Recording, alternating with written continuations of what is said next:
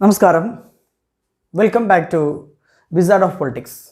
രാഷ്ട്രതന്ത്രത്തിൻ്റെ പാഠഭാഗങ്ങൾ ചർച്ച ചെയ്യുന്ന വിസാർഡ് ഓഫ് പൊളിറ്റിക്സിലേക്ക് ഏവർക്കും സ്വാഗതം. ഇന്ന് നമ്മൾ ചർച്ച ചെയ്യുന്നത് കമ്മ്യൂണിസ്റ്റ് പാർട്ടി ഓഫ് ഇന്ത്യയെക്കുറിച്ചും ഭാരതീയ ജനസംഘ്, സ്വതന്ത്ര പാർട്ടി, ഈ മൂന്ന് പാർട്ടികളെക്കുറിച്ചാണ് ഈ എപ്പിസോഡിൽ, 9ാമത്തെ എപ്പിസോഡിൽ നമ്മൾ ഡിസ്കസ് ചെയ്യുന്നത്. നമുക്ക് കമ്മ്യൂണിസ്റ്റ് പാർട്ടി ഓഫ് ഇന്ത്യയിലേക്ക് പോവാം. Communist party എം.എൻ. റോയിയാണ് ഇന്ത്യയിലെ കമ്മ്യൂണിസ്റ്റ് പാർട്ടിയുടെ സ്ഥാപകൻ. കാൾ മാർക്സും ഫ്രെഡറിക് ഏംഗൽസും ചേർന്ന് 1848 എഴുതിയ കമ്മ്യൂണിസ്റ്റ് മാനിഫെസ്റ്റോ എന്ന പുസ്തകത്തിനകത്തെ ആശയങ്ങൾ പ്രായോഗിക തലത്തിലേക്ക് കൊണ്ടുവന്നത് 1917 റഷ്യയിലാണ്.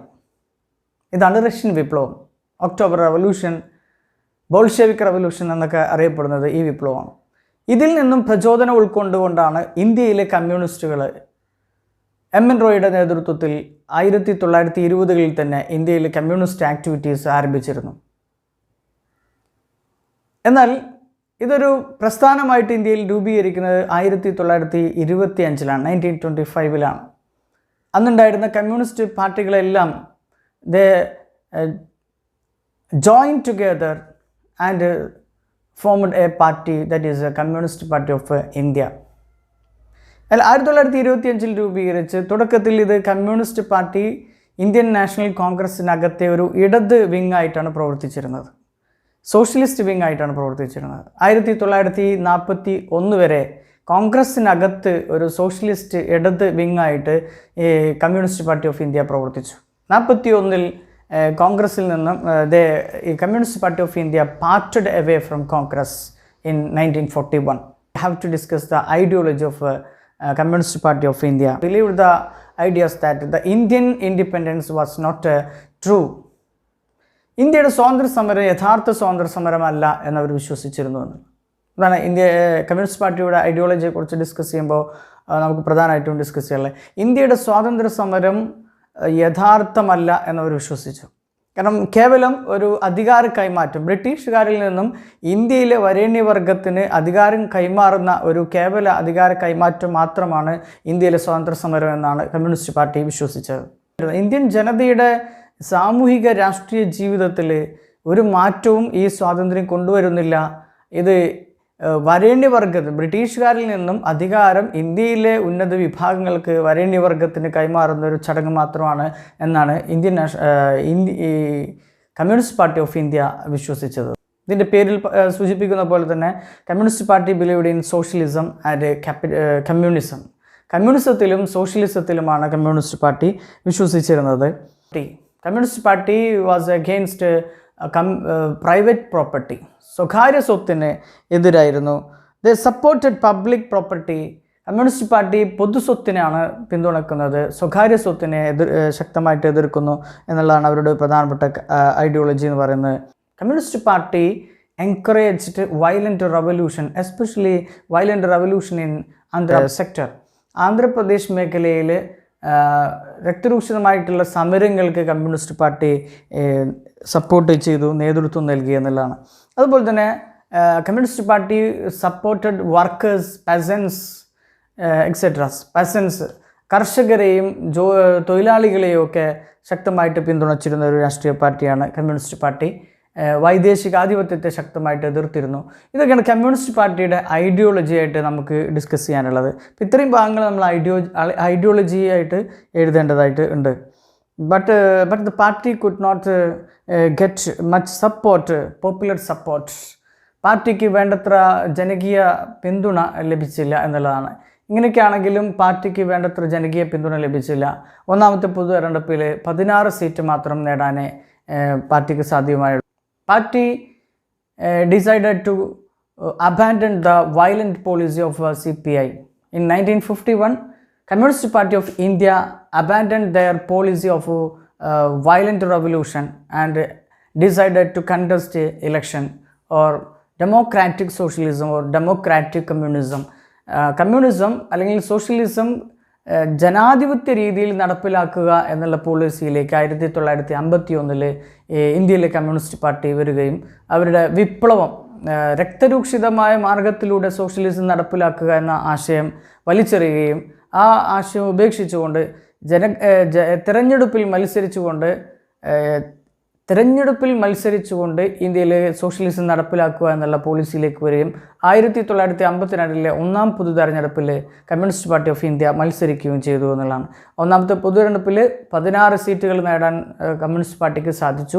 സെക്കൻഡ് ലാർജസ്റ്റ് മെജോറിറ്റി ആവാൻ കമ്മ്യൂണിസ്റ്റ് പാർട്ടി ഓഫ് ഇന്ത്യക്ക് സാധിച്ചു. Communist party get more support from Andhra Pradesh, Bihar, Kerala, പശ്ചിമ ബംഗാൾ എക്സെട്രാസ്.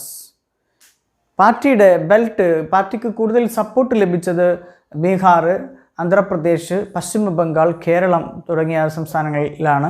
പിന്നീട് ത്രിപുര പോലുള്ള സംസ്ഥാനങ്ങളിൽ മേധാവിത്വം നേടിയാണ്. Because of the ideological rift between China and Soviet union, the communist party splitted away.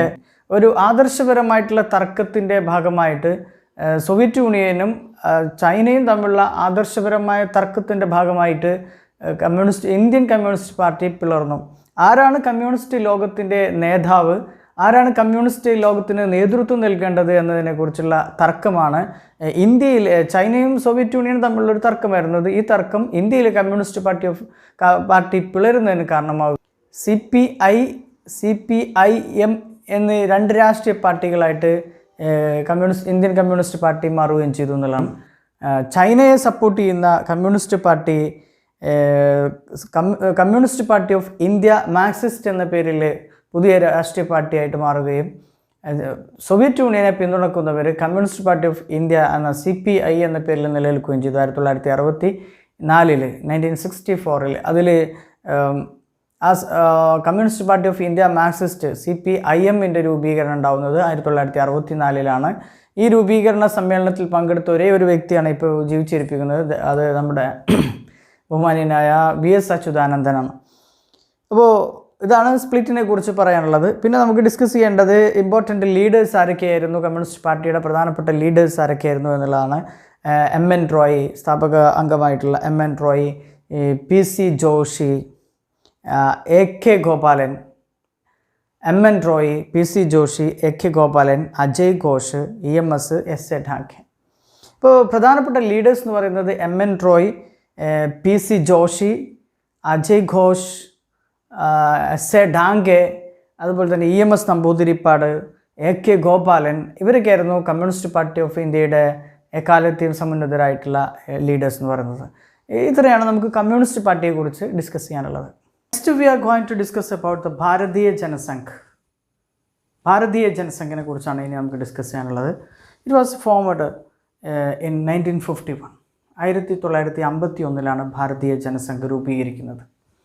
ഭാരതീയ ജനസംഘ് ഇന്നത്തെ BJPയുടെ ഭാരതീയ ജനതാ പാർട്ടിയുടെ ഇന്ന് ഇന്ത്യയിലെ ഏറ്റവും ശക്തമായിട്ടുള്ള രാഷ്ട്രീയ പാർട്ടിയായിട്ടുള്ള ഭാരതീയ ജനതാ പാർട്ടിയുടെ ആദ്യകാല രൂപമാണ് ഭാരതീയ ജനസംഘ് എന്ന് പറയുന്നത്. It was formed in 1951. Shyama Prasad Mukherjee and Deen Dayal ഉപാധ്യായും ശ്യാമപ്രസാദ് മുഖർജിയും ചേർന്നിട്ടാണ് 1951 ഭാരതീയ ജനസംഘ് എന്ന് പറയുന്ന പാർട്ടി രൂപീകരിക്കുന്നത്. ശരിക്കും RSSൻ്റെ ഒരു ഫുൾ ടൈം പ്രവർത്തകനായിരുന്ന ശ്യാമപ്രസാദ് മുഖർജി RSS സുപ്രീമായിട്ടുള്ള ഗോൾവാർക്കറുമായി ചേർന്നുകൊണ്ട് ചർച്ച നടത്തി RSSൻ്റെ ഒരു നിർദ്ദേശപ്രകാരമാണ് ഒരു സാമുദായിക പാർട്ടി എന്ന രീതിയിൽ ഭാരതീയ ജനസംഘ് 1951 രൂപീകരിക്കുന്നത്. ഇതിൻ്റെ ideology of Bharatiya Jana Sangh was entirely different from other parties. മറ്റു രാഷ്ട്രീയ പാർട്ടികളിൽ നിന്നും ഭാരതീയ ജനസംഘിൻ്റെ ഐഡിയോളജി വളരെ വ്യത്യസ്തമാണ്.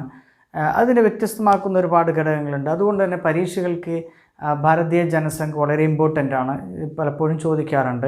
അല്ലെങ്കിൽ മറ്റു പാർട്ടികളുമായിട്ട് കമ്പയർ ചെയ്തുകൊണ്ട് ചോദിക്കാറുണ്ട്.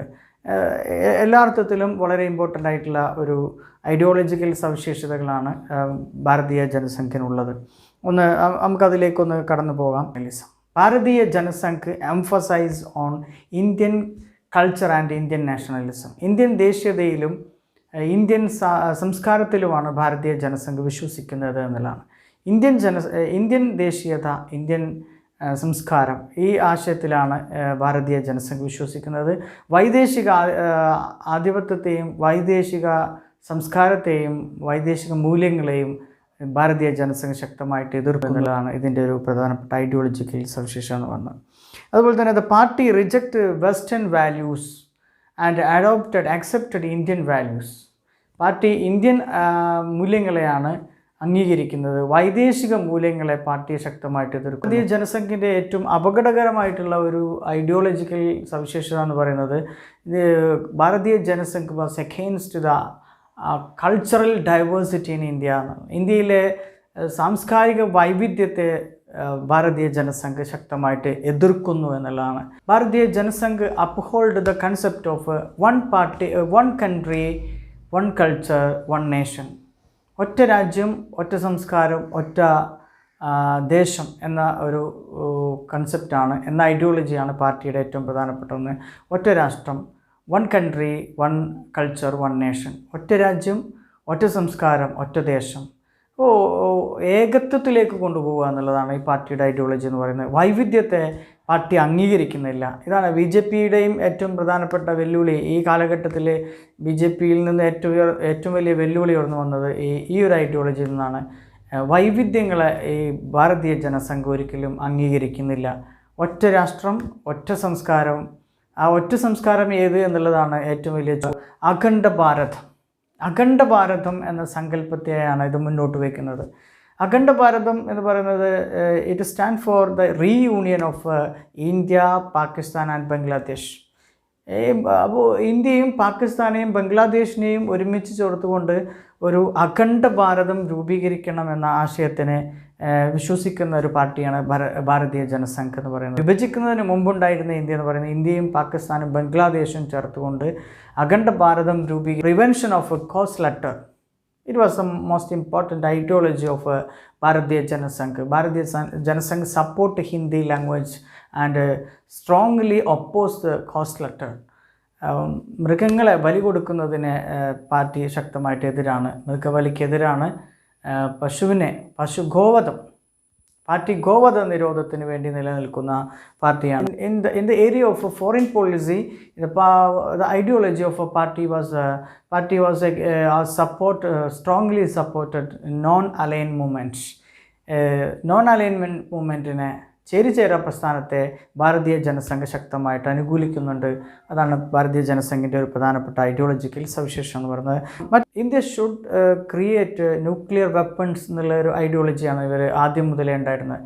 1962 ചൈനയുമായിട്ടുള്ള ഏറ്റുമുട്ടലുണ്ടായ സമയത്ത് തന്നെ പാർട്ടി ശക്തമായിട്ട് India should achieve nuclear weapons, India should create nuclear weapons എന്ന ഒരു ഐഡിയോളജിയാണ് ഇവർക്കുള്ള. ഭാരതീയ ജനസംഘ് ഹിന്ദു മത ആശയങ്ങളിൽ വിശ്വസിച്ചുകൊണ്ട് അതിൻ്റെ അടിസ്ഥാനത്തിൽ ഒരു രാഷ്ട്രം കെട്ടിപ്പടുക്കുക എന്നുള്ള ആശയത്തിൽ വിശ്വസിച്ചിരുന്ന ഒരു പാർട്ടിയായിരുന്നു ഭാരതീയ ജനസംഘ്.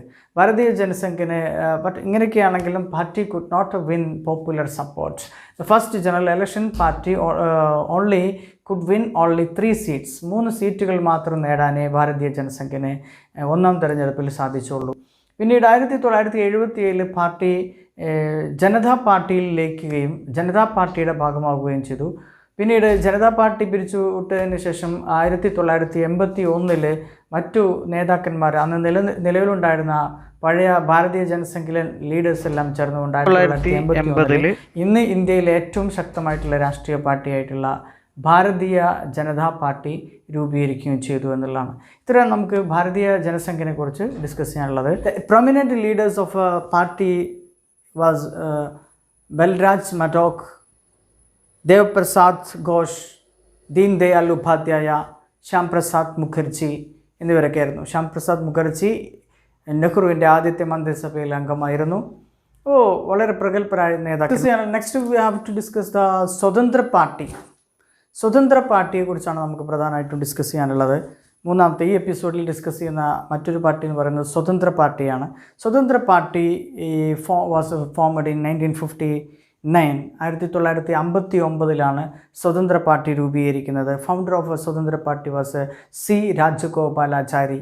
സി രാജഗോപാലാചാര്യാണ് ഇന്ത്യയുടെ അവസാനത്തെ ഇന്ത്യക്കാരനായിട്ടുള്ള ആദ്യത്തെയും അവസാനത്തെയും ഗവർണർ ജനറലായിരുന്ന സി രാജഗോപാലാചാരി, അതുപോലെ തന്നെ നെഹ്റു മന്ത്രിസഭയിലെ മന്ത്രിയൊക്കെ ആയിരുന്നു സി രാജഗോപാലാചാരിയാണ് സ്വതന്ത്ര പാർട്ടി രൂപീകരിച്ചത് 1959.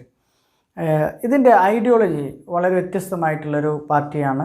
മറ്റു പ്രതിപക്ഷ പാർട്ടികളിൽ നിന്നും വളരെ വ്യത്യസ്തമായിട്ടുള്ളൊരു രാഷ്ട്രീയ പാർട്ടിയാണ് സ്വതന്ത്ര പാർട്ടി. അതിൻ്റെ പേര് സൂചിപ്പിക്കുന്നത് പോലെ തന്നെ it stood for freedom, individual freedom, സ്വാതന്ത്ര്യത്തിന് വേണ്ടിയിട്ട് നിലനിന്നിരുന്ന രാഷ്ട്രീയ പാർട്ടിയാണ് സ്വതന്ത്ര പാർട്ടി. ഇതൊരു വലതുപക്ഷ യാഥാസ്ഥിക പാർട്ടിയായിരുന്നു സ്വതന്ത്ര പാർട്ടി എന്ന് പറയുന്നത്. It was A rightist conservative party, വലതുപക്ഷ യാഥാസ്ഥിക പാർട്ടിയായിരുന്നു. കോൺഗ്രസിൻ്റെ സോഷ്യലിസ്റ്റ് നയങ്ങളെ ഇത് ശക്തമായിട്ട് എതിർത്തിരുന്നു. സ്വതന്ത്ര പാർട്ടിയുടെ ഒരു ഐഡിയോളജി എന്ന് പറയുന്നത് അതാണ്. It was against socialism. It is really stood for capitalism. മുതലാളിത്തത്തിന് വേണ്ടി നിലനിന്നിരുന്ന പാർട്ടിയാണ്. മുതലാളിത്തമാണ് ഈ പാർട്ടിയുടെ ഐഡിയോളജി എന്ന് പറയുന്നത്. അതുകൊണ്ട് തന്നെ കോൺഗ്രസിൻ്റെ സോഷ്യലിസ്റ്റ് നയങ്ങളെ ശക്തമായിട്ട് എതിർത്തിരുന്ന രാഷ്ട്രീയ പാർട്ടിയാണ്. This party was against the Avadi Congress റെസൊല്യൂഷനെ ശക്തമായിട്ട് പാർട്ടി എതിർത്തു. ആവടി കോൺഗ്രസ് എന്ന് പറയുന്നത് ആവടി കോൺഗ്രസ് റെസൊല്യൂഷൻ എന്ന് പറയുന്നത് കോൺഗ്രസിൻ്റെ ആവടി സമ്മേളനത്തിൽ അവർ പാസ്സാക്കിയ ഒരു പ്രമേയമാണ്. അത് സോഷ്യലിസ്റ്റ് പാതയിലേക്ക് ഇന്ത്യൻ നാഷണൽ കോൺഗ്രസിനെ വഴിതിരിച്ചു വിടുന്ന ഒരു റെസൊല്യൂഷനായിരുന്നു, പ്രമേയമായിരുന്നു അത്. ധാരാളം സോഷ്യലിസ്റ്റ് നയങ്ങൾ, 10ഓളം സോഷ്യലിസ്റ്റ് നയങ്ങൾ ഈ സമ്മേളനത്തിൽ വെച്ചിട്ട് കോൺഗ്രസ് പാസ്സാക്കിയെടുത്തു. ഈ സോഷ്യലിസ്റ്റ് നയങ്ങളാണ് സ്വതന്ത്ര പാർട്ടി എന്ന് പറയുന്ന പാർട്ടി രൂപീകരിക്കുന്നതിലേക്ക് തന്നെ നയിച്ചത്. Main important ideology of Swatantra party was it uphold the theory of laissez faire സിദ്ധാന്തത്തെയാണ് അത് മുന്നോട്ട് വയ്ക്കുന്നത്. Laissez faire means to be free, സ്വതന്ത്രമാക്കുക എന്നുള്ളതാണ്. സ്വതന്ത്രമാക്കുക. It was against the party was against government control over economy. സമ്പദ് വ്യവസ്ഥയുടെ മുകളിൽ ഗവൺമെൻറ്റിനുള്ള ആധിപത്യത്തെ, നിയന്ത്രണത്തെ ശക്തമായിട്ട് എതിർത്തിരുന്നു.